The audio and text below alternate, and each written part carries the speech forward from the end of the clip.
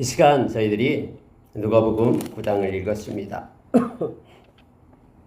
누가복음 9장도 예수님께서 이런저런 예수님의 그러한 삶 가운데 생애 가운데 일어났던 일들을 조목조목 기록을 하고 있습니다. 특히 예수님께서 기도하시는 장면들이 여러 곳에 나오고요. 우리가 알고 있는 오병이어의 기적이 이 9장에서 나오고 있습니다. 그리고 예수님께서 제자들로 하여금 전도 여행을 보내면서 아무것도 가지고 가지 말라 하면서 예수님께서 친히 입히시고 먹이시고 또 모든 것들을 행하시겠다라고 약속하신 말씀이 기록되어 있음을 봅니다. 우리가 이 말씀을 이 시간에 잠깐 묵상하고요. 여러분의 마음 가운데 부딪혔던 그 말씀을 붙잡고 기도하는 시간을 갖도록 하겠습니다. 예수님은 제자들을 보낼 때에 그냥 보내지 않습니다. 우리가 잘 아는 예수님이 부활하셔서 마태복음 28장 18절 19절 우리는 너무나 잘 알죠. 20절까지요. 네, 여러분, 너희는 가서 모든 족속으로 제자를 삼으라라고 예수님 말씀하시기 전에 예수님은 18절에서 하늘과 땅의 모든 권세가 내게 있다. 그러므로 너희는 가서 이렇게 말씀하거든요. 다시 말하면 예수님의 이름을 힘입고 우리가 나갈 때 예수님을 전하고 또 예수님의 말씀의 통로가 되도록 나갈 때에는 반드시 예수님의 권세가 함께합니다. 그래서 여러분 오늘 또요 9절에서 예수님께서는 12제자를 불렀다 말합니다. 그리고 모든 귀신을 제어하며 병을 고치는 능력과 권위를 주시고 하나님의 나라를 전파하며 앓는 자를 고치게 하려고 내보내시며 이렇게 되어 있습니다. 다시 말하면 예수님께서 귀신을 쫓아내고 귀신을 제어할 수 있는 능력을 입혔다라고 말합니다. 병든 자를 위하여 기도하면은 병든 자가 낫는 그런 권한도 주었다라고 얘기합니다. 그런데 여러분 여기에 나오는 모든 것은 모든 사람에게 다 주었던 권한이에요. 무슨 얘기냐면은 12명의 제자 중에 너는 축귀할 수 있는 능력이 있으니까는 베드로 너는 귀신을 쫓아내고 요한도 너는 귀신을 쫓아내고 또 다른 사람들은 야고보 너는 귀신 쫓아내지 못해. 이게 아니에요. 예수 이름의 권세를 가진 사람들, 예수의 제자들은요. 예수님이 12명 모두에게 다 여기서 말하는 것처럼 귀신을 쫓아내고요. 병을 고치는 능력과 권위를 주었다라고 말하고 있습니다. 그래서 우리가 잘 아는 마가복음 16장 18절에서 그렇게 말하죠. 우리가 예수의 이름으로 귀신을 쫓아내고 또 병든 자에게 손을 얹은 즉 나으리라. 모든 믿는 자에게 이런 표적이 따른다고 얘기합니다. 그래서 여러분 저와 여러분이요. 예수 믿는 저와 여러분 모두에게 바로 마귀를 대적할 수 있는 권세와 능력이 있어요. 뿐만 아니라 손을 얹고 기도할 때에 하나님께서 역사하시며 병을 고칠 수 있는 은혜를 입혀주심을 우리에게 가르쳐줍니다. 그래서 우리 주님이 주신 이것을 많이 사용합시다. 여러분이 기도할 때에 또 분별이 있어서 악한 자의 그러한 그 역사를 예수의 이름의 권세로 예수의 보혈로 또 성령의 검은 우리 주님의 말씀으로 뿐만 아니라 우리가 성령의 능력, 예수의 영이신 성령의 능력을 힘입어 마귀를 대적하고 하나님을 가까이 하는 저와 여러분이 되기를 원합니다. 여러분 주변에 있는 몸이 아프고 힘든 자를 위하여 여러분 기도하십시오. 우리가 영적으로 손을 얹어서 기도하시기 바랍니다. 그러면은 하나님의 놀라운 은혜가 우리가 야고보서에서 말하는 것처럼 믿음의 기도는 역사하는 힘이 있어서 하나님의 뜻을 이루어갈 줄 압니다. 제자들을 보낼 때 예수님께서는 그렇게 하셨어요. 그리고 하나님의 나라를 전파하라고 말했습니다. 이 중요한 요소가 하나님의 나라입니다. 바실레이아, 이 하나님의 나라. 여러분, 하나님의 나라가 복음의 가장 중심이에요. 이 세상에서 평안하게 살고 잘 먹고 잘 살고 뭔가 부귀영화를 누리고 이것이 우리 복음의 목적이 아닙니다. 만약에 이게 목적이 됐다면 우리가 예수 믿는 것 역시도 미신에 불과합니다. 우상 숭배에 불과해요. 저와 여러분은 하나님의 나라, 가장 존귀하고 가치 있는 하나님의 나라가 우리의 복음의 중심에 있다는 것을 기억하기를 원합니다. 그래서 우리의 가장 소원이요. 하나님의 나라를 얻는 거예요. 근데 하나님의 나라에 들어가는 것은 우리의 능과 힘으로 되는 것이 아니라 예수님의 보혈 힘입고 회개하는 자가 하나님 나라에 들어가게 됨을 성경 우리에게 가르쳐 줍니다. 예수님은 왜 아무것도 가지지 말라고 했을까요? 아니 철저히 준비해 가서 이렇게 뭔가 막 짜임새 있고 또 뭔가 많이 준비해 가서 막 정확하게 그렇게 복음 사역을 하라, 전도하라 라고 말하지 않고 너는 아무것도 가지 말라라고 왜 했을까요? 하나님께서 돌봐주시겠다고 약속하신 것입니다. 하나님의 일을 하는 자는 하나님이 돌봐주십니다. 그래서 여러분 철저하게 우리는 하나님을 의지하고 행할 것을 말합니다. 내가 돈을 많이 가지고 갔어요. 그럼 하나님을 의지하는 것이 아니라 내 돈을 의지하고 뭔가 일을 행할 거 아니에요. 내가 뭔가 여기서도 말한 것처럼 지팡이나 배낭이나 양식이나 돈이나 두 벌의 옷을 가지지 말라고 했는데 막 옷도 여러 개 가져가서 여러 가지 막 가지고 와서 그걸 가지고 어떤 전도행을 한다 그러면요. 실제적으로 가장 아무것도 없는 가운데 말씀만을 외치고 하나님의 나라를 전해야 되는데 뭔가 가지고 간 걸 가지고 그것 가지고 통로가 삼고 그렇다 그러면 그걸 의지할 거 아니에요. 아니면 그걸 가지고 사람들이 복음을 받는 사람들이 현혹돼 가지고 뭐 돈을 준다니까. 뭐 어떤 인터넷 기사 보니까는 전도하면 돈을 준대요. 교회에서 전도하는 사람에게 돈을 준대요. 이건 여러분 엄청나게 큰 그런 전도라는 그 가치를 갖다가 우리의 그 작은 것으로 훼손하는 거잖아요. 예수님께서는 전도할 때 아무것도 가지고 가지 마라. 내가 함께한다 하면서 오늘 말씀을 하고 계심을 보게 됩니다. 반대로 얘기하면은 우리가 아무것도 없다고 할지라도 예수 그리스도의 복음은 증거되게 되어 있습니다. 그래서 우리는 어디를 가든 아무것도 없다 할지라도 우리는 생명의 통로가 될 수 있음을 왜요? 우리 주님이 함께 하시기 때문에 성경은 우리에게 가르쳐주고 있습니다. 우리가 비록 아무것도 없다 할지라도 우리는 하나님 앞에 진실한 예배자가 될 수 있어요. 때로는 헌금을 할 것이 없고 때로는 노력할 수 있는 능력이 없고 또 봉사할 수 있는 힘이 없다고 해도 우리는 우리가 가진 거 아무것도 없다고 해도 우리는 하나님 앞에 하나님이 기뻐하는 예배자로 설 수 있어요. 오늘 우리 주님께서 제자들을 보내면서 그렇게 하셨듯이 우리의 온전한 마음만 있다면은 우리 마음 가운데 주님을 사랑하는 그 열정만 있다 그러면은 우리는 하나님 앞에 예배자로 설 수 있음을 우리가 기억하며 나가기를 원합니다. 제자들은 6절에 보니까 나가서 각 마을로 두루다니며 곳곳에 복음을 전하며 병을 고치더라 이렇게 되어 있죠. 이미 처음에 예수님께서 그런 권세를 주었기 때문에 병을 고치면서 복음을 전하는 그런 사역을 감당하게끔 그렇게 되었음을 성경 말합니다. 막 제자들이 가서 곳곳에서 복음을 전하니까 헤롯 왕이 깜짝 놀란 거예요. 왜요? 그는 세례 요한의 목을 베어 죽였잖아요. 그래서 아니 세례 요한이 다시 살아났나? 어떤 선지자가 나타났나? 막 화들짝 놀라는 장면이 나오고 있습니다. 세상에 감당하지 못한 사람들이 될 때에는 우리가 선교할 때입니다.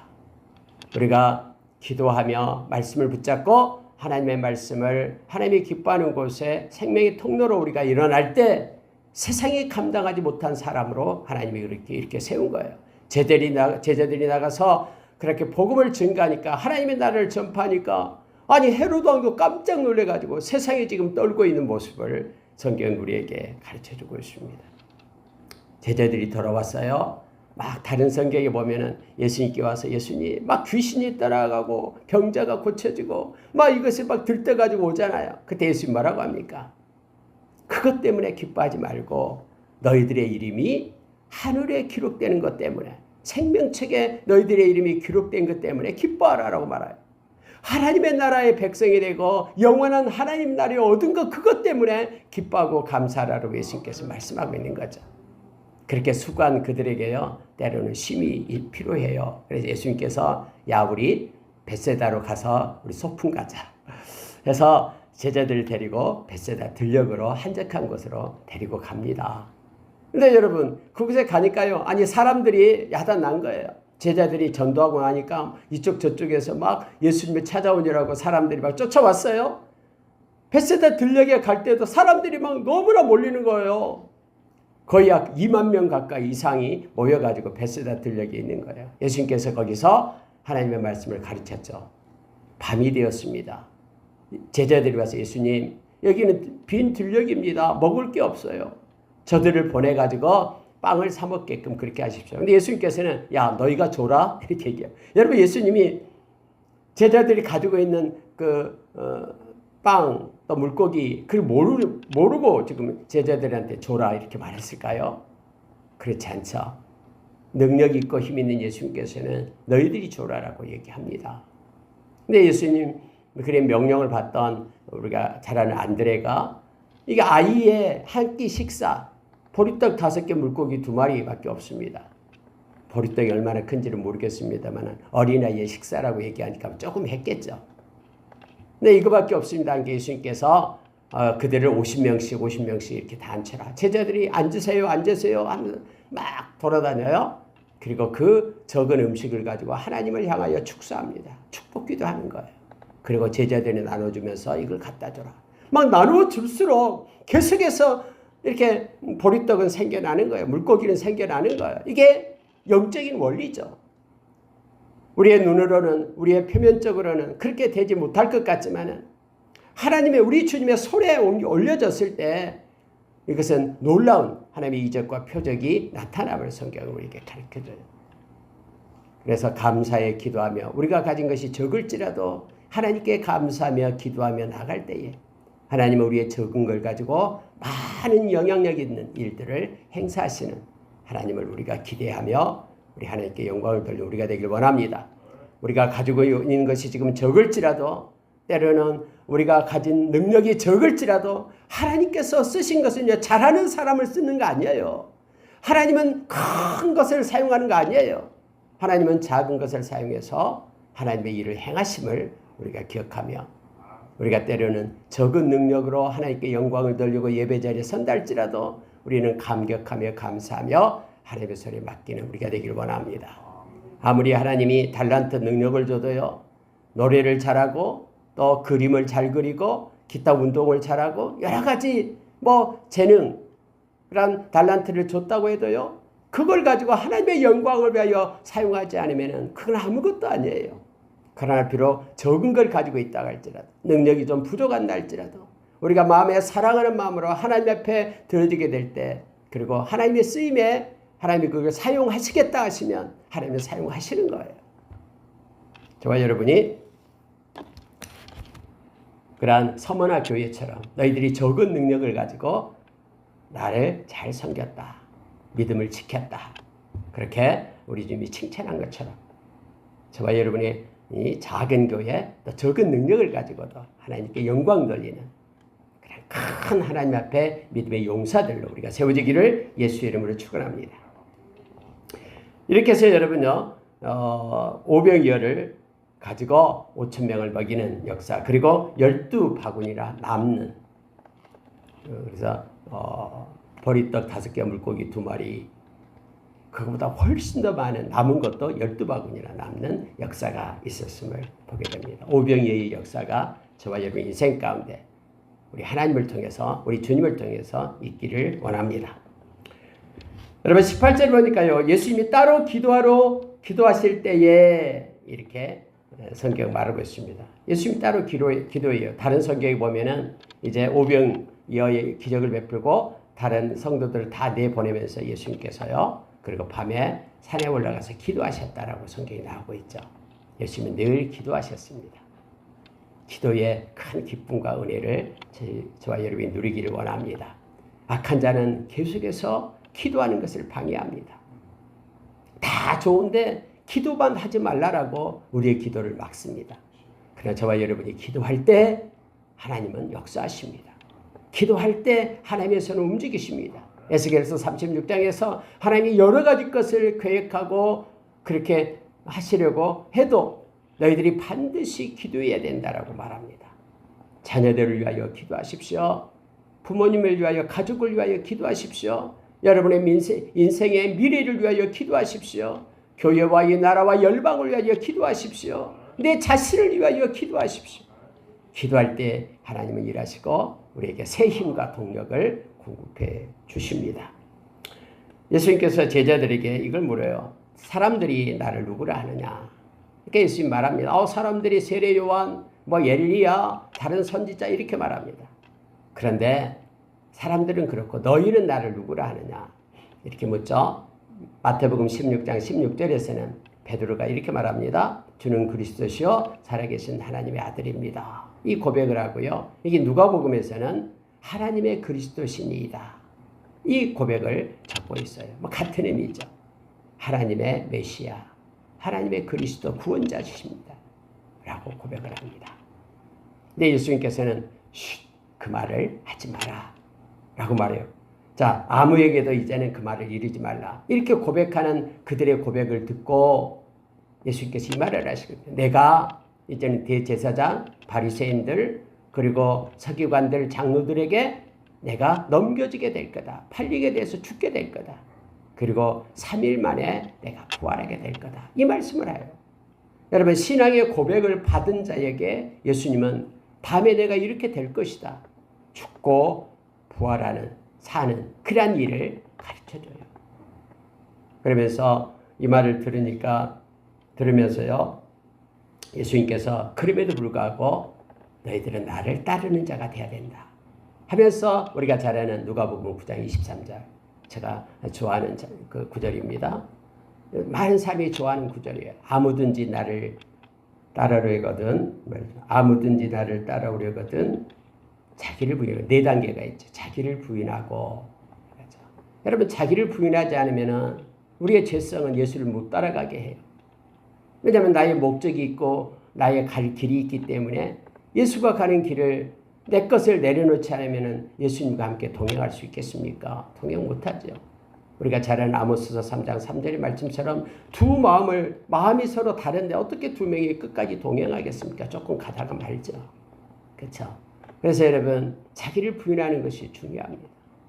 예수님께서도 나를 부끄러워하면은 내가 올 때에 내가 너희를 부끄러워하리라. 이렇게 말하죠. 이게 부인한다라는 것은 내 것 내려놓고 주님의 것을 취한다라는 거예요. 나의 의를 내려놓고 하나님의 의를 갖는 거예요. 내 멍에 내려놓고 주님의 멍에 속으로 들어가는 거예요. 그래서 주님과 연합되는 것이고 여기서 자기를 부인한다 이거예요. 포도나무와 가지가 서로 연결되는 것이 자기를 부인하는 거예요.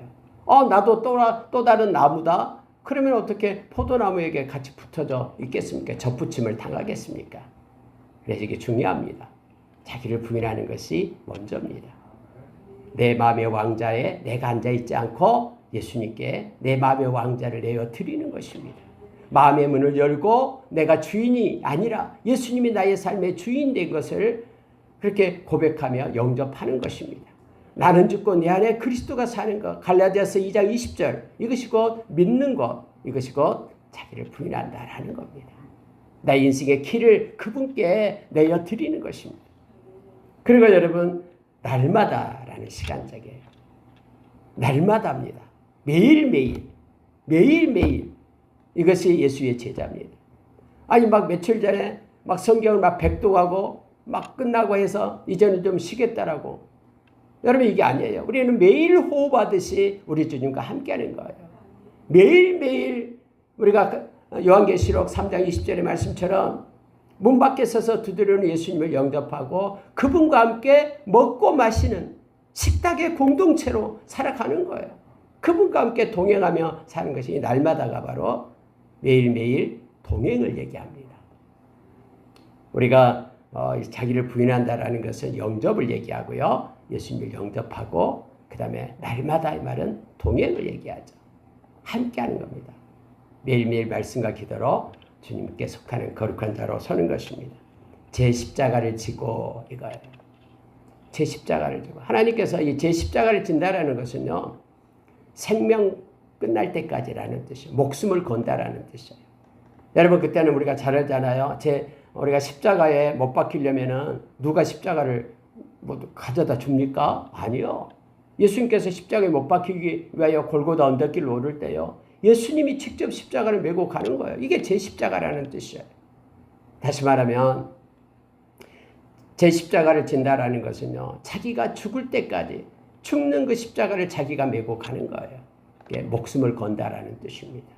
여러분, 생명 다할 때까지 믿음을 포기해서는 안 됩니다. 몇 년간만 예수 믿고 몇 년간은 또 자기 마음대로 살다가 또 몇 년가 이게 아니에요. 예수 안에는 생명이 있고요. 기쁨이 있기 때문에 우리 인생 끝날 때까지 믿음의 주여 온전케 하신 예수님을 따라서 내게 주어진 것 가지고 가는 거예요. 물론 내가 예수 믿을 때 여러 가지 걸림돌이 있어요. 어려운 점도 있어요. 무거운 짐도 있어요. 그것 뚫고 십자가 지고 가는 거예요. 제 십자가를 진다라는 것은 그래서 여러 가지 해석이 있습니다. 우리에게 내가 만약에 육신적인 어떤 아픔이 있다라는 거예요. 그럼 여러분 그것 때문에 우리가 예수 믿는 것을 포기해서는 안 돼요. 우리 경제적인 어려움이 때로는 있어요. 그것 때문에 그 짐 때문에 우리가 포기해서는 안 돼요. 그것이 내게 있다 할지라도 우리는 그것을 극복하고 뚫고 끝까지 예수를 믿는 우리 생명 다할 때까지 가는 것이 제 십자가를 진다라는 뜻이에요. 그리고 나를 따를 것이니라 라고 주님 말씀하십니다. 여러분 때로는 우리가 예수님께 시선이 고정되지 않으면 예수님 따르는 것을 놓쳐버려요. 막 우리를 미혹하는 것들이 너무나 많거든요. 그래서 여러분 우리가 끝까지 주님을 따라가야 돼요. 중간에 포기하면 안 됩니다. 그래서 우리 주님을 따라갈 때에 이 세상 끝날 때 끝자락에서 우리 주님, 우리 이제 확연히 우리가 만나게 될 거예요. 그래서 믿음으로 산 거에 대해서 주님으로부터 칭찬과 영광과 존귀를 받는 우리가 될 겁니다. 예수의 제자로 우리가 살기를 원합니다. 예수의 제자는 예수님의 말씀을 가지고 살아가는 자임을 우리가 기억하며 나가기를 원합니다. 예수님이 나를 위하여 목숨을 버리며 너희들은 산 자가 된다. 예수님을 위해서 우리의 목적, 우리의 길, 우리의 의, 우리의 기쁨 내려놓고요. 주님의 것을 받아들이는. 그래서 예수님으로 인하여 우리가 산 자가 되는. 왜냐하면 조회라는 이 생명은 예수님만이 우리에게 줄 수 있는 거거든요. 우리가 생명책에 기록됐다라는 것은 예수의 생명을 가진 자들이라는 그런 증표예요. 이름표예요. 예수님과 동행하는 우리가 되길 원합니다. 여러분 26절 보십시오. 누구든지 나와 내 말을 부끄러워하면 인자도 자기와 아버지의 거룩한 천사들의 영광으로 올 때에 그 사람을 부끄러워해. 중요한 건요. 나와 내 말을. 예수님은 자기 자신과요. 말씀을 분리한 적이 없어요. 예수님과 말씀은 함께합니다. 그래서 나를 부끄러워 않는 자, 나의 말을 부끄러워하지 않는 자, 나도 그를 부끄러워하지 않고 존귀케 여기리라라는 주님의 말씀입니다. 자, 때로는 27절에 이 말씀을 저도 옛날에는 좀 이게 무슨 뜻일까라고 생각한 적이 있어요. 27절 보세요. 내가 참으로 너에게 이르노니 여기 서 있는 사람 중에 죽기 전에 하나님의 나라를 볼 자들도 있느니라. 아니 그들이 죽기 전에 하나님의 나라를 볼 사람이 누굴까 이렇게 생각한 경우가 있었습니다. 근데 예수님이 오셔야지만 하나님의 나라가 이르는데 아니죠. 예수님이 이제는 따라가시고 우리를 고아처럼 버려두지 않고 성령님을 보내주셨죠. 그래서 이것은 성령의 강림을 말하고 있습니다. 여러분 성령님의 오심으로 인하여 육신을 가진 예수님은 한 곳에 있었지만 성령님은 모든 열방에 누구든지 예수 믿는 자에게 다 성령님이 계시죠. 그래서 성령 안에만 하나님의 나라가 있다는 거 알고 있죠? 그 얘기예요. 우리가 로마서 14장 17절에서 하나님의 나라는 먹고 마시는 데 있는 게 아니라 성령 안에 있는 의와 성령 안에서 의와 평강과 희락이라고 했어요. 그러니까 하나님의 나라는 성령 안에만 있는 거예요. 그럼 성령이 오셔서 성령의 사람이 될 때 그들은 하나님의 나라를 볼 자들이다라는 것을 말하고 있습니다. 물론 우리를 위하여 근거된 영원한 하나님의 나라는 우리 주님 오실 때 또 우리가 이 세상 떠나가게 될 때 우리는 입성하게 될 것입니다. 예수님께서 이제 8일쯤 후에 기도하러 또 산으로 올라가셔요. 산기도 올라가십니다. 근데 거기에는 이제 3명만 데리고 가요. 우리가 잘 아는 베드로, 그다음에 야고보, 요한 이 세 제자를 데리고 가요. 근데 여러분 예수님은 기도하는데 제자들은 잠만 자요. 여기서도 자요. 겟세마네 동산에서도 밤에 잠만 쿨쿨 자고 있는데 예수님이 막 깨우잖아요. 그래서 시험에 들지 않도록 1시간도 깨어있을 수 없더냐 하면서 그들을 깨워서 기도하게끔 하는데 여기서도 쿨쿨 잠만 자다가 갑자기 깜짝 놀라는 장면이 나와요. 왜냐하면 예수님이 기도하다가 그곳에 누가 있냐면은 바로 모세가 와 있고 엘리야가 와 있는 거예요.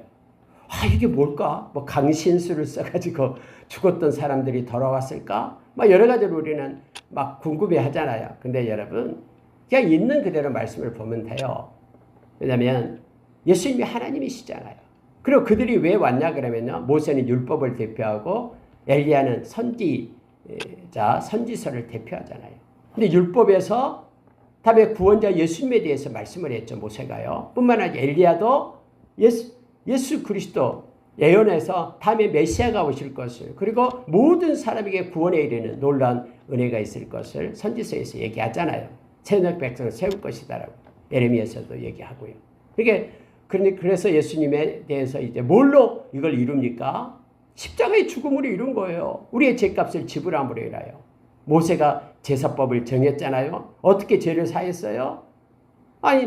흠없는 송아지나 또는 소나 또 양이나 염소를 끌고 와서 안수해서 그들이 제물이 되어서 죄가 없어졌잖아요. 근데 예수님이 지금 이 모든 죄를 사하기 위하여 십자가를 지시잖아요. 그리고 여러분, 선지자들이 바로 예수님으로 인하여 새언약 백성이 될 것이다라고 또 선포하잖아요. 예언하잖아요. 그 모든 것들이 다 예수님의 십자가를 통해서 이루어지거든요. 그래서 여러분 성경에 보면 이렇게 되어 있어요. 자, 31절 보십시오. 영광 중에 나타나서 장차 예수께서 예루살렘에서 별세하실 것을 말할세. 이거예요. 예수님의 십자가의 죽음에 대해서, 그것으로 인하여 모든 율법이 완성되고 모든 예언서가 완성되는 그것 때문에 지금 그들을 불러서 지금 이렇게 모습으로 나타나서 지금 말씀하고 있는 것을 환상 중에 보게 되는 거죠. 어떻게 그들이 왔습니까? 이 방법을 지금 성경이 말하는 것이 아니라 예수님의 십자가로 인하여 모든 것을, 율법도 완성하고 선지서도 완성하고 구약의 모든 것들이 예수님의 십자가의 죽으심과 부활함으로 인하여 이루어지게 됨을 이렇게 눈으로 목도하게끔 그렇게 하는 거예요. 그래서 여러분 다음에요, 베드로가 이걸 봤잖아요. 베드로전서 1장에 보면은요, 이 말씀이 나요. 베드로후서 1장 17절 18절에서 우리가 산에서 그 예수님의 영광을 봤다라는 거예요. 그 예수님을 통해서 모든 것을 이루시는 것을 우리가 보았다라고 그가 간증하는 장면이 베드로후서 1장 17절 18절에서 나옵니다. 그들이 깜짝 놀라가지고는 우리가 여기가 있는 것이 좋습니다. 여기다가 초막셋을 짓고 삽시다 할 때 그들은 자기가 한 말이 무슨 말인지도 몰랐다고 성경에 말합니다. 35절 보십시오. 구름 속에서 소리가 나서 이르되 이는 나의 아들 곧 택함을 받은 자니 너희는 그의 말을 들으라. 다른 성경에는 내가 사랑하는 아들이다 이렇게 돼 있죠. 그래서 이 하나님의 음성을 그들이 체험을 하게 됩니다. 베드로는 이것이 다음에 하나님의 말씀을 전하는데 큰 동력이 되어 그가 생명을 다해서 말씀을 전했음을 우리는 너무나 잘 압니다. 그들이 내려와요. 밑에 여러분 9명의 제자들이 있었잖아요. 외아들인데 귀신 들려서 거품을 물고 이곳에서 쓰러지고 저곳에서 쓰러지고 있는 아들을 데리고 와서 예수의 제자들한테 고쳐달라고 했어요. 근데 제자들이 못 고쳤어요. 우리가 잘 알다시피 아까 2명씩 전도 나갈 때는 귀신을 쫓아내고 병을 고쳤잖아요. 근데 여기서는 지금 못하고 있는 거예요. 그러니까 예수님 내려오니까 그 사람이 자기 아들 데리고 와서 예수님 제자한테 고쳐달라 했는데 못 고쳤어요 하면서 자기 아들을 얘기해요. 그때 여러분 예수님이 이 말씀을 했어요. 자, 41절 보십시오. 예수께서 대답하여 이르시되 믿음이 없고 패역한 세대여 내가 얼마나 너희와 함께 있으며 너희에게 참으리요 내 아들을 이리로 데리고 오라. 그러면 여러분 왜 못 고쳤어요? 믿음이 없어서 못 고쳤다라는 거예요. 마음에 의심이 있었기 때문에 고치지 못했다라고 말합니다. 그래서 여러분 이것 때문에 다른 성경에서는 기도 외에는 이런 유가 나가지 않는다 이 말씀을 했고요. 또한 성경에서는 믿음이 없어서 고치지 못했다 이거 말이에요. 그래서 기도와 믿음은요 함께 연합된 것입니다. 우리가 믿음이 없이는 기도를 못합니다. 그리고 우리가 기도함으로 인하여 우리가 주님께 더욱더 가까이 나아갈 수 있고 주님의 능력을 믿음으로 힘입을 수가 있어요. 그래서 저와 여러분은 믿음은 말씀에서 오는 것이죠. 우리가 로마서 10장 17절의 말씀이죠. 믿음은 들음에서 나며 들음은 그리스도의 말씀으로 말미암는다라는 거예요. 그래 결국 말씀과 기도다라는 걸 알게 돼요.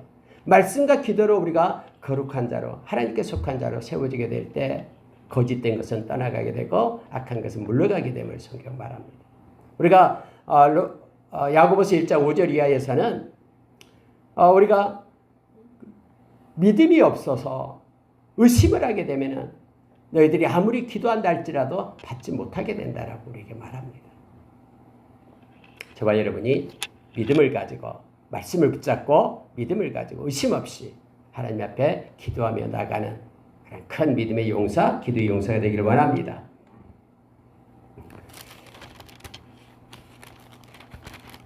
자, 여러분, 누가 크냐라는 변론이 일어나게 됩니다. 예수님은 어린아이를 세워서 그렇게 말하죠. 작은 자가 큰 자다라고 말합니다. 이 작은 자 하나를 영접하는 것이 그가 곧 큰 자다라고 말하면서 하나님의 영적 원리가 겸손한 자가 큰 자임을 가르쳐 줍니다. 막 자기의 권세 높아짐을 자랑하지 말고 그래서 하나님 앞에 자기의 낮아짐을 자랑하라. 그러면 하나님께서 그를 높이시리라. 아무리 우리가 스스로 높아지려고 해도 높아지지 않습니다. 하나님이 우리를 붙들어 세워야지만이 높아지게 되죠.